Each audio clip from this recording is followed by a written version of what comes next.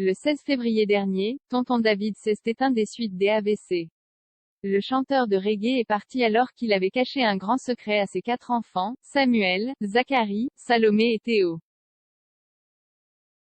Tonton David ne plus suivre depuis plusieurs années, on n'entendait plus parler de lui et pourtant Tonton David préparait son grand retour. Malheureusement, la vie en a décidé autrement et le mardi 16 février, il a succombé à un AVC à l'âge de 53 ans. Un choc pour tous ses fans et ses proches qui ont dû faire leurs adieux au chanteur de reggae beaucoup trop tôt. Selon le Républicain lorrain, l'artiste s'est ainsi écroulé à la descente de son train en gare de Metz, le 14 février, alors qu'il revenait de Paris, où il enregistrait enfin ses nouvelles chansons. En état de mort cérébrale lorsqu'il a été transféré d'urgence à l'hôpital de Nancy, Tonton David a finalement rendu son dernier souffle. Un secret bien gardé si cette disparition est soudaine, des proches ont dévoilé au Républicain lorrain que quelques jours avant sa mort, Tonton David était fatigué et se plaignait de maux de tête.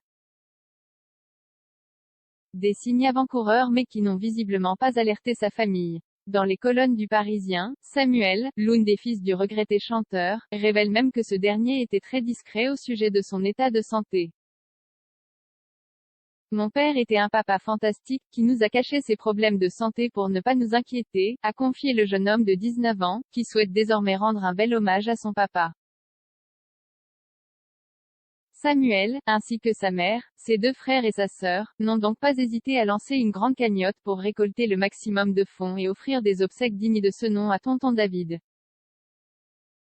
Il espère aussi réaliser la dernière volonté de l'artiste, sortir l'album Un Job ou un Bise sur lequel il travaillait depuis des années.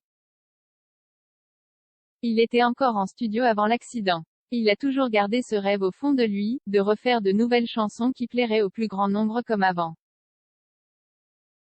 Et de repartir en tournée. Il y a encore peu de temps, je lui ai demandé quel était l'album dont il était le plus fier, et il m'a répondu, le prochain. Un projet posthume que ses fans ont déjà hâte d'écouter.